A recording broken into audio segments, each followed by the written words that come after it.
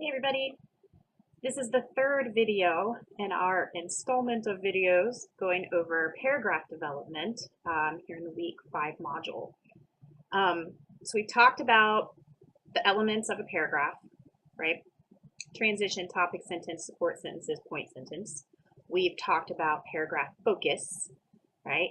And we talked about a little more in detail about topic sentences. So right now we're going to go back and look at transitions, because one of the other things that the PowerPoint talked about was something called cohesion. Remember, we said that cohesion is when we weave our sentences together so that they are all connected and they flow in a logical way. So that's what we're going to look at right now.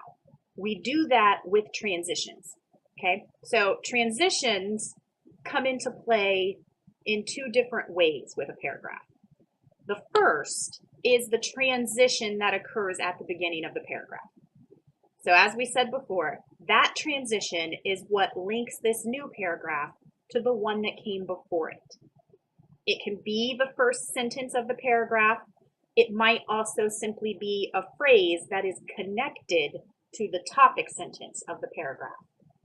We are going to look a little more thoroughly at that type of transition here in just a little bit. We're going to look at an essay that uses really good transitional topic sentences at the beginning of each paragraph.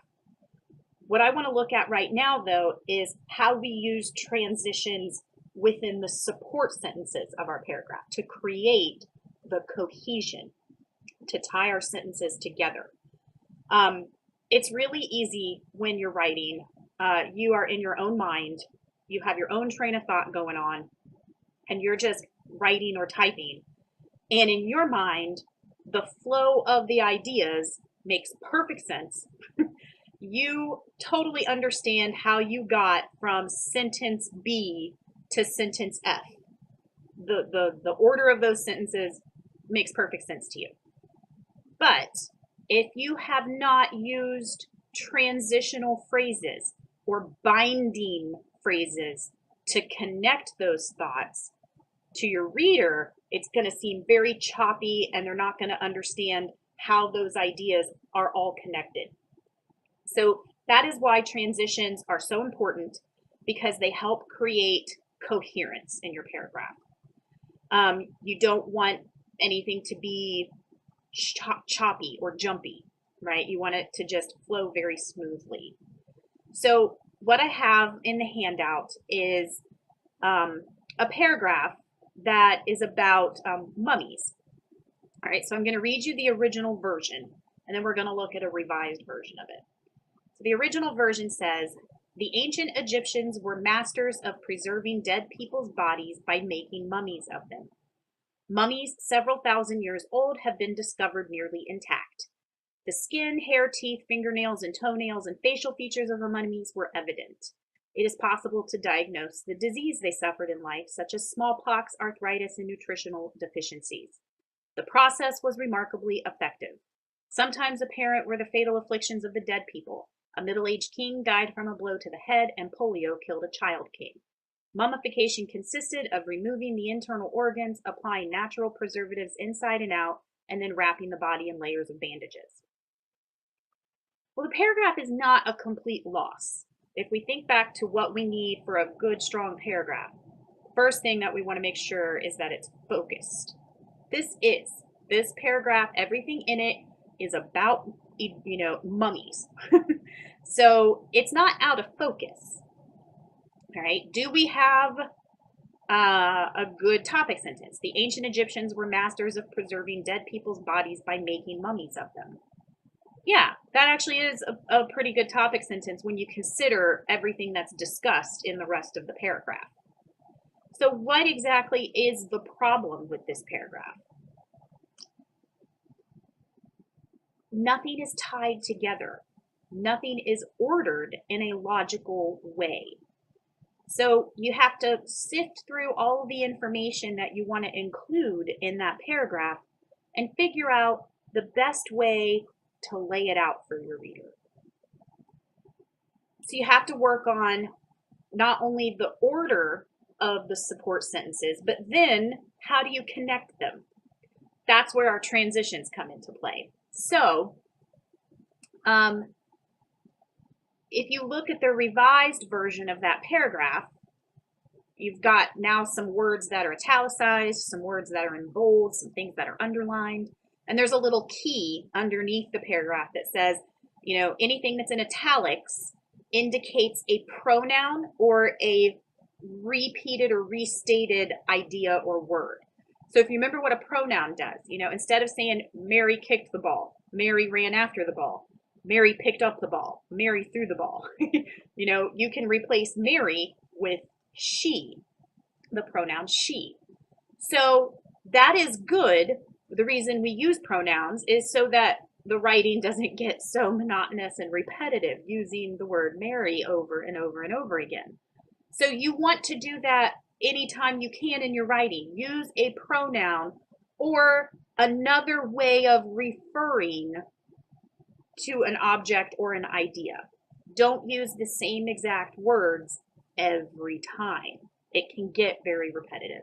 Repetition, as we've learned, is good in some cases, you know, can help reinforce ideas. But for the most part, when our writing gets too repetitive, readers lose interest. So everything that's in italics in the paragraph now indicates a moment where the author revised and decided to use a pronoun or just restate the idea in some way. Anything that's bold indicates a transitional word or phrase, right? Anything that's underlined indicates parallel structure. So what is parallel structure? Let's talk about that for a second. My example for parallel structure is always this. If I said to you, last weekend, I went swimming, hiking, and on a bike ride. I mean, do you get the point? Yes. Do you understand the information that I was conveying? Yes. Could it sound better? Yes. I have set you up with the expectation with swimming, hiking. So what should the third one be? And biking, right? That's parallel structure when everything is similar. Not repeated, not exactly the same, but a similar structure that creates a rhythm, right? When you break the rhythm, it gets your reader off balance.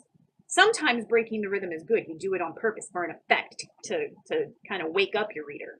But normally, that's not what you want to happen. So you want to keep your reader in that groove, so to speak. So you would say, last weekend, I went swimming, hiking, and biking. That sounds much better. That's parallel structure. So anything that's underlined in the paragraph, the author has revised to utilize parallel structure to create that rhythm, okay? So let's look at the revised paragraph. We still keep the same topic sentence. The ancient Egyptians were masters of preserving dead people's bodies by making mummies of them. In short, mummification consisted of removing the internal organs, applying natural preservatives inside and out, and then wrapping the body in layers of bandages. And the process was remarkably effective. Indeed, mummies several thousand years old have been discovered nearly intact. Their skin, hair, teeth, fingernails, and toenails and facial features are still evident. Their diseases in life, such as smallpox, arthritis, and nutritional deficiencies, are still diagnosable. Even their fatal afflictions are still apparent. A middle-aged king died from a blow on the head. A child king died from polio. So the original was not a total loss, but doesn't this revised version sound so much better? It just flows, and it makes total sense why the sentences are arranged in the order that they are. You know, you start off saying that we're going to be talking about, you know, the process of making mummies. So what is the process of making mummies? Make sure we understand that first. And then go on to the ways that the process was effective, right? And I love the words that are in bold, those transitional phrases that connect one idea to the next, right? You know, the process consisted of removing the internal organs, applying a natural preservative inside and out, and then wrapping the bodies in layers of bandages. And the process was remarkably effective. Indeed, mummies several thousand years old. So you can see that those words, they're tiny. They may seem insignificant, but they carry a lot of the weight of a paragraph, which is connecting your sentences and creating cohesion, right? That's what we want to strive for. First, make sure the paragraph is focused, that there's nothing in it that doesn't belong in that paragraph. Then work on the most logical way to order the support sentences. Then look and make sure that you have created cohesion by using those transitional words and phrases to connect your thoughts. You want to walk your reader through your train of thought. Don't make them hop the cars to stay with you. You know, you want to guide them. That's what cohesion does. Cohesion allows for the reader to be guided through a paragraph without getting lost, without hitting any bumps, without getting confused. So that's what we want to strive for. The end of the handout is actually a chart that lists a lot of very commonly used transitional words and phrases. So you have to figure out, you know, how does sentence A relate to sentence B? Am I adding on? Does sentence B just add on to the thought that I introduced in sentence A? Then you might want to use one of the words from the addition category of this chart. You know, again, also, besides, equally important, furthermore, in addition, moreover, right? Those kinds of words indicate that we are adding on to our previous thought. You know, does sentence B, am I setting up a comparison? Does the idea in sentence B serve as a comparison to the idea in sentence A? Then you can use one of the transition words from that category. Also, in the same way, likewise, similarly. So you can go through, you know, each of those categories. You know, a concession is when you are, you know, I know that I'm right, but I will allow for the fact that the opposing side also makes a good point. So granted, you know, or naturally. So those words are words of concession, right? Words of contrast, when things are different. You're pointing out the difference between your two thoughts. Emphasis, right? Indeed, or in fact, certainly. Example, if sentence B is serving as an example of the idea you introduced in sentence A, you can use one of those. If you are summarizing a series of thoughts, right? You know, all together, or in conclusion, you know, in short, or in other words, you know, to summarize. If you are dealing with a time sequence, if sentence B is, if we're talking about, you know, chronology, you can use some of those time sequence tags there. You know, after a while, afterward, at that time, furthermore, presently, second, so far, subsequently, thereafter, you know. So you don't have to memorize that list there, the chart with the transitional words and phrases, but it's there as a reference for you, as a tool to help you if you are struggling with paragraph cohesion. It's not something that will come naturally to you, even if you're totally understanding everything that we're going over in this handout. Sitting down and writing it is a whole different story. So don't expect necessarily that all of this is going to come naturally to you when you go to start drafting. It takes, I can't even do it right, you know, the first time and have it be exactly how I want it. But when you go to start revising, if you think that you need to work on the cohesion in your paragraphs, and you're like, I know I need to somehow connect these sentences, but I don't know how. Come back to this chart and it might help you figure out, okay, what is the relationship between these sentences? Okay, I figured that out. Now, what kinds of words can I use to help bridge them together? All right. So cohesion is achieved through a logical ordering of your support sentences and the use of transitional words and phrases to link the sentences together so that your reader understands your train of thought. Now, we also talked about how transitions are used at the beginning of each paragraph in your essay. And it can be a transitional sentence that starts the paragraph, and then the second sentence is the topic sentence.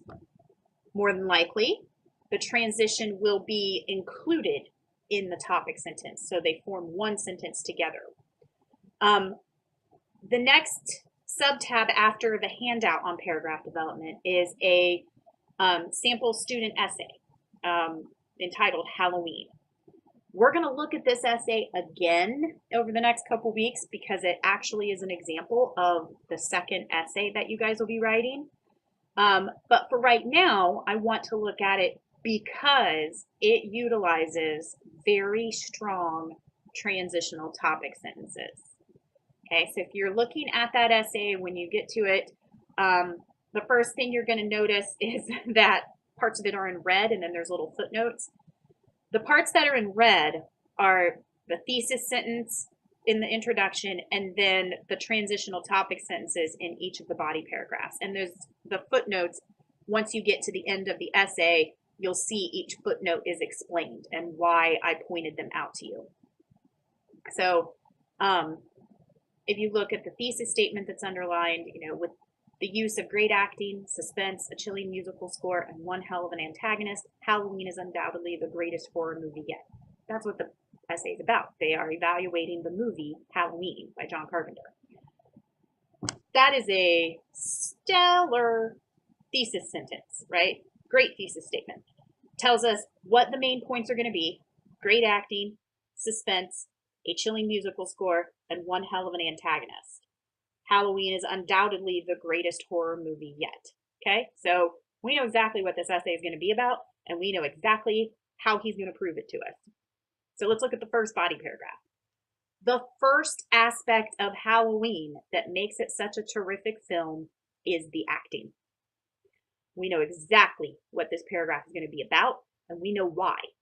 It's going to be about the acting because it's the first thing that makes Halloween so good. So he introduced the topic and related it back to the thesis. So then he goes through that paragraph talking about Jamie Lee Curtis. But he also wanted to talk about one of the other actors in the movie, and he thought it would be better to break into a new paragraph. So even though he is still under his first main point of great acting, he does it in two paragraphs. One for Jamie Lee Curtis, and then you'll see the transitional topic sentence going into the next paragraph. The best acting, however, goes to Donald Pleasance for his portrayal of Dr. Sam Loomis. So he linked us. The previous paragraph had to do with Jamie Lee Curtis. That was good acting. However, the best acting goes to Donald Pleasance. And then he gives us his supporting evidence for why Donald Pleasance had the best acting in the movie. All right? He gets finished with that paragraph. We move on to the next one. In addition to superb acting, that's the transition that linked us to the previous paragraph, right? Another key factor to the greatness of Halloween, that relates back to our thesis statement, is the suspense. That's what this paragraph is about, okay? He goes and gives examples of why the suspense is so good. Moving on to the next one, this scare by itself was pretty good. The link to the previous paragraph, which talked about a scare, the suspense. But what really tipped it over the edge was the stinger. And then he explains what a stinger is, and that's sort of like his transition to talk about the musical score. And then into the next paragraph, the presence of the stinger is no accident, as John Carpenter was very aware of how effective music can be. So he transitioned us from the paragraph about stinger to talking about how effective the music is, which was his third main point. Then he talks about the music a little more. Moving into the next paragraph. Yet, even with the addition of the great musical score, linking us to the prior paragraph, no horror movie can ever be a good horror movie without an outstanding antagonist, and Halloween has the best antagonist in Michael Myers. Linked us back to the thesis and introduced the topic of this paragraph, Michael Myers. So he goes on and talks about why Michael Myers is the greatest villain, the greatest antagonist. And then his concluding paragraph ties it all together. We will look at all of the middle, the guts of it, when we come back to talk about it with the second essay. But right now, just look at those transitional topic sentences. You can read the whole essay because then it will show you even more, highlight even more how effective those transitional topic sentences are. But even without reading the rest of each paragraph, you can tell just how solid each of those transitional topic sentences are. They aren't fancy. They aren't, there's nothing overly spectacular about them, except that they 100% accomplish the goal of a transitional topic sentence. Great reference for you. That's what we want to shoot for. He guided us right through that essay. I always tell students, if I had your essay in front of me, and I took a pair of scissors, and I cut the paper up, and I cut each paragraph out, I should be able, and like mixed it all up, mixed all the paragraphs up, I should be able to go back and piece it together exactly as it's supposed to be. If I can't figure out which paragraph goes where, then you need to work on your transitional topic sentences. Mostly the transitions, possibly the actual topic sentence part as well. But even if you have a strong topic sentence, if I can't tell where it's supposed to be in the essay, then you haven't done a good enough job of using those transitions and linking us to the previous paragraph. So that's what you want. And same thing with the cohesion and the transitions you use in your supporting sentences. If I took one paragraph of your essay and cut out each sentence, I should be able to put it all back together exactly the way you had it. I should be able to figure out the flow of your thoughts because you used really good transitions to create cohesion. That's the goal. So you're not going to necessarily do this the first time around, and it might take someone pointing out to you, you need to work on the cohesion here. You need to work on a more solid topic sentence or a smoother transition. But if you keep practicing at it, then eventually it will start to come a little more naturally, and you'll start to have those things the first time around. But at least now we kind of understand the basics of really strong paragraphs. Work on focus first. Make sure that everything that's in the paragraph actually belongs in the paragraph. And then work on the logical order of your support sentences, the transitions that will create the cohesion. Then go back and look at your topic sentence, create a topic sentence that specifically encompasses what the supporting sentences are all about, and then include a transition that links us from the prior paragraph to this new one. So you're going to have 2 homework assignments on paragraph development, one on topic sentences, one on revising a paragraph based on everything that we've learned. I explain those in more detail in the homework video. But if you have any questions about paragraph development, topic sentences, transitions, cohesion, focus, any of it, let me know. Otherwise, good luck on those assignments, and I can't wait to see how you guys do on them.